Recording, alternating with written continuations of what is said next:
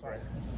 Hello, Prowlers Nation. I am Media Director Doug Kahn, sitting here with a familiar face in the Port Huron community, Casey Harris. Casey, how you doing today? Great. How you doing? I'm doing awesome. Great. So, a few years ago, there was an interview that made its ways around the area where you talked about a cool experience or an interesting experience that got you back into hockey. Do you care to expand on that a little bit? Yeah, it's been quite a journey since the last time I sat here. I guess to go back and December of 2019, I kind of fell ill, and I know if people have seen the interview before, just refresh their memory, got ill, and modern medicine just couldn't solve what was going on. So I set out on like a little spiritual journey.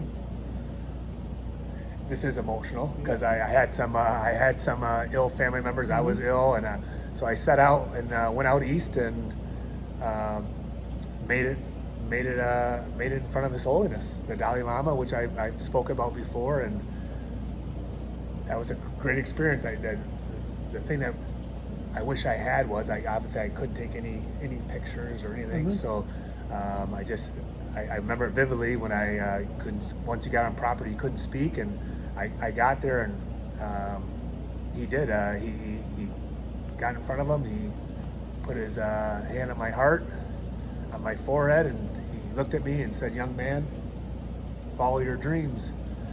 And when he said that, a picture of me came across of me skating down the wing in all places in college. I was skating down, winding up for a slap shot. I remember vividly taking a slap shot and beating my goalie, Jeff Blashill, high glove with a nice clapper towards the net. So from there, I came home and I told my wife what happened over my journey, and the first thing she said is, like I said before, she said, "You better call Joe." And I called Joe Pace up, and Joe was excited. He said, "Let's go, let's do this." So I started training, and next thing you know, the day of this interview, that it did reach a lot of outlets. Once I did my interview a couple years ago, the season came to a close because of COVID. But with that interview, it was crazy. A place out in Jacksonville, Florida, caught up on the interview. I think the company was called T92, and they're actually doing like a 30-on-30 of this. And with them doing some pieces and showing some practice footage, I got a call from the Rochester Americans, coached by the name of Seth Apper, called me up and asked me to come and play for him because he was so inspired by the story and saw that I was still playing and maybe had a little spark left in me. He invited me out, and the worst part about that, again, COVID hits. Yeah. Again. Yeah. So here we are, going around the third round, and we'll see what happens. I know I did get a call. The funny thing is when I told the story before, true story, when I told this and mentioned that I beat Jeff Blashill high glove, he did call me up. They were having a lot of COVID protocols in Detroit, and they didn't have any spare players. Their whole Grand Rapids team was out. They were sitting down, and he just told me, "Hey, be ready." And I hadn't skated with the team at all that year, so that's when I called up Graham this time and said, "Hey, I want to be ready. Can you get me going? Give me some ice time." So that's why I started skating right before Christmas, because of the NHL, and there's always that dream. You never know. Being 46, if you have a shot, let's get it done. Just like that e-bug situation, you never know. So, and that's kind of the recap of what's happened over the last couple of years with hockey and the opportunities, and just by trying to follow your dreams has got me, and a couple different calls and that. So this is where I want to play out the dream, and that's why Graham asked me to, or I asked him to, "Hey, what do you think?" And he's like, let's play a game. So definitely an inspirational message there for everybody. Follow your dreams, never give up. But what's it going to feel like on April 16th to finally get back on the ice after all these years? We're really excited. Like I said, the guys are a great group of guys. And what I've told all the people in town and people I've passed through is, these guys are just one step, just one chance, one opportunity to play at the next level. I've never seen guys with harder shots and more dedication. To jump in buses and U-Hauls and go through the middle of the night to play hockey. I remember those days. It's not fun, and for these guys to continue to do it, it's motivating to me that to want that energy to do that.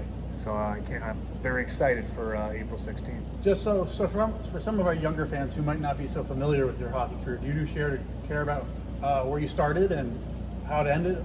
Or? Yeah, for sure. I started out Indianapolis, Indiana, growing up, playing minor hockey there. From there, I went to a pretty good high school team, Culver Military Academy. Won some games there. Played junior hockey over in Canada. Played college hockey at Ferris State. Signed with the Pittsburgh Penguins out of college. Played the American League with them. I've seen every single city in America by bus in the middle of the night. So I have traveled around and ended up making it to Port Huron because I bought a house here to run a bed and breakfast out of. Decided to stay here and play hockey here for the Port Huron Beacons. When the team was getting ready to move to Roanoke, Virginia, I decided to stay. My wife and I had 2 kids. She had a great job. We had the bed and breakfast. So we decided to stay and open up the restaurant Casey's a few months later. So that's my roundabout in hockey. Now I currently just kind of help and coach a kids hockey team here in town. So you mentioned Port Huron. What has the city of Port Huron or the town of Port Huron meant to you in your life? It's been a big part. 20-something years. Lived here for. Obviously, I call it home. I know being an outsider, to me, Port Huron, it feels like you're on vacation every day. It does. I mean, you look at that water, how great and blue the water is, how great some of these people are in town, how great the small downtown is. I can't decide right now if I'd want to live somewhere else. Obviously, in the middle of the winter, you're like, "Whoa, man, it's cold here." Rough. But you get to those summer months, there's not a better place to be than Port Huron, Michigan.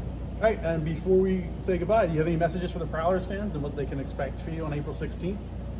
April 16th, you know what I would like? I know that the fan, the attendance is good.